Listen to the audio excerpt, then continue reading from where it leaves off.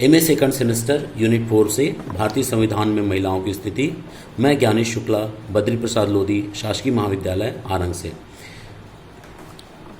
मध्यकालीन स्थिति में यदि हम चर्चा करें तो भारतीय महिलाओं के साथ अनेक प्रकार की समस्याएं जुड़ी हुई थी, जैसे दहेज प्रथा, बाल विवाह, शिशु हत्या, सती प्रथा जैसी समस्याएं। जब अंग्रेजों का भारत आगमन हुआ तब विभिन्न समाज सुधारकों जैसे राजा राम मोहन राय ने सती प्रथा का विरोध किया। बाल विवाह का विरोध बीएम मालाबारी, केशव चंद्र सेन ने किया। विधवा पुनर्विवाह का समर्थन ईश्वरचंद विद्यासागर ने किया। स्त्री शिक्षा को अधिक प्रोत्साहन देने का काम ज्योतिबा फुले आदि ने किया। महिलाओं ने आगे चलकर बंगाल विभाजन, सविनय अवज्ञा आंदोलन, असहयोग आंदोलन, भारत छोड़ो आंदोलन में शिरकत की। जब हमारा देश आज़ाद हुआ और संविधान का निर्माण हुआ तो संविधान निर्माताओं ने महिलाओं के नैसर्गिक अधिकार के लिए कार्य करना और वो दिलाने का प्रण लिया।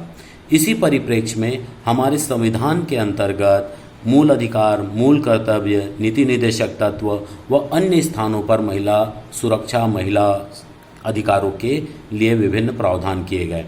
अब हम बात करेंगे महिलाओं के लिए भारतीय संविधान में क्या क्या प्रावधान किए गए हैं।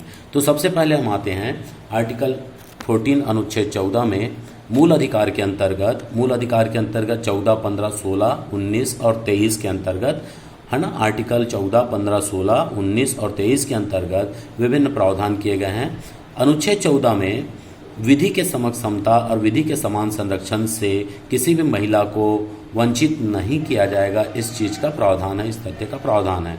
अर्थात यदि महिला और पुरुष का किसी भी प्रकार का विधि के समक्ष भेद नहीं किया जाएगा। अनुच्छेद 15 धर्म, जाति, लिंग, मूल वंश व जन्म स्थान पर विभेद का प्रतिषेध करता है। महिला से किसी भी आधार पर विभेद इस आधार पर नहीं किया जाएगा। आर्टिकल 15(3) स्त्रियों के लिए विशेष उपबंध है, क्योंकि महिलाओं की स्वाभाविक प्रवृत्ति के कारण उन्हें विशेष संरक्षण की आवश्यकता होती है। अब हम बात करेंगे अनुच्छेद 16 लोक सेवाओं में अवसर की समानता का अधिकार प्रदान करता है। लोक सेवा का आशय है सरकारी नौकरी या सरकार के अंतर्गत किसी भी प्रकार का नियोजन। इसमें पुरुष और महिला का विभेद नहीं किया जाएगा। अब हम बात करेंगे अनुच्छेद 19। अनुच्छेद 19 के तहत हर भारतीय नागरिक के साथ साथ महिलाओं को भी सम्मेलन करने, संघ बनाने, किसी भी देश के किसी भी भाग में निवास करने, देश के किसी भी भाग में विचरण करने और आजीविका का उपबंध करने की प्रावधान किए गए हैं। इन प्रावधानों को हम वाक्य में अभिव्यक्ति की स्वतंत्रता के अंतर्गत लेते हैं। अनुच्छेद 23 मानव के दुर्व्यापार, बेगार, बलात्श्रम का प्रतिषेध करता है। चूँकि मध्यकाल में महिलाओं को अधिक संख्या में दास बनाया जाता था और उनका शारीरिक मानसिक शोषण किया जाता था, तो आर्टिकल 23 अनुच्छेद 23 हमारा मानव के दुर्व्यापार, दास प्रथा पर डायरेक्ट प्रतिबंध लगाता है। अब हम बात करेंगे मूल कर्तव्य की बात, नीति निर्देशक तत्व की बात करेंगे। नीति निर्देशक तत्व के अंतर्गत अनुच्छेद 39 द और अनुच्छेद 42 की चर्चा करेंगे। अनुच्छेद 39 क में किसी भी महिला को राज्य के द्वारा जीविका के पर्याप्त साधन उपलब्ध कराया जाएगा। ये नीति निर्देशक तत्व राज्यों को निर्देशित किया जाता है ताकि वो जनता के हित के कार्य करें। तो इसके तहत महिला के पर्याप्त जीविका के साधन उपलब्ध कराने का प्रावधान है। 39 द में समान कार्य के लिए समान वेतन का उपबंध करता है। यदि किसी भी महिला और पुरुष के द्वारा एक ही प्रकार के कार्य किए जा रहे हैं तो महिला या पुरुष अलग अलग उनके शारीरिक क्षमता या अन्य किसी भी आधार पर विभेद नहीं किया जाएगा और एक कार्य के लिए, एक समान कार्य के लिए एक समान वेतन उपलब्ध कराने का प्रावधान किया गया है। अनुच्छेद 42 के अंतर्गत महिला को विशेष प्रसूति सहायता की बात की गई है और इसी के तहत राज्य सरकारों के द्वारा संस्थागत प्रसव, इंस्टीट्यूशनल डिलीवरी को बढ़ावा दिया जा रहा है।